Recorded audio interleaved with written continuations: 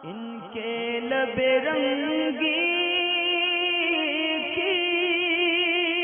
निछावर थी कि जिसने खाना खाने के अंदर जो गरम मसाला होता है उसको फेंक देना क्या इसराफ़ होता है? यानी जैसे सालन के अंदर मिर्ची होती हैं, काली मिर्च, इलायची, लौंग वगैरह लोग निकाल देते हैं, या बिरयानी में से पत्ते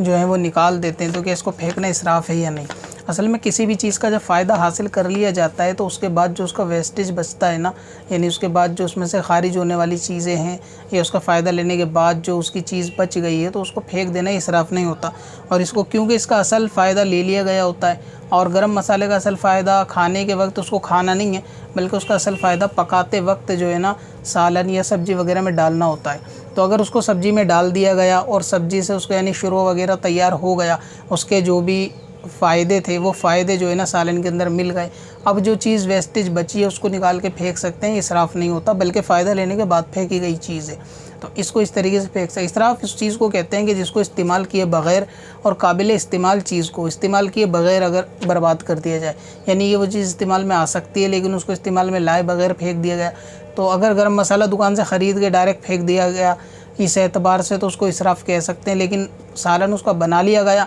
अब ज़ाहिर है कि कोई पत्ते बिरयानी में से नहीं खाता, बहुत सारे लोग लौंग, इलायची वगैरह ये सब निकाल देते हैं खाने के दौरान में, तो इसको भी इसराफ़ नहीं कहेंगे, इसको निकाल सकते हैं। अगर कोई खाना चाहे तो भी ये चीज़ फ़ायदा देती है तो भी इसको खा सकते हैं, लेकिन इसका असल फ़ायदा पकाते वक्त जो है ना, यानी उबलते पानी के अंदर सालन के अंदर मिक्स होने के बाद इसका फ़ायदा वहाँ उसके अंदर मिक्स हो जाता है। और इसकी और मिसालें ये देख लें, जैसे कि मौसमी वगैरह का जूस निकालते वक्त जूस के बाद जो गुदा बचता है वो फेंक देते हैं, और उसको भी इसराफ़ नहीं कहेंगे। हालांकि खाने में अगर पूरा मौसमी या संतरा खाया जाएगा तो मुकम्मल खाया जाएगा। इसी हिसाब से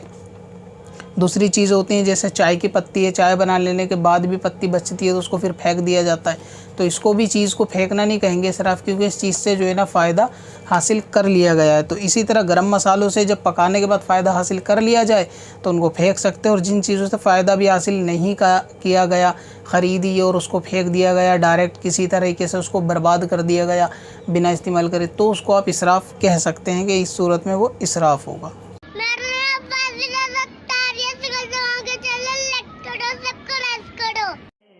पत्थर में असल लाले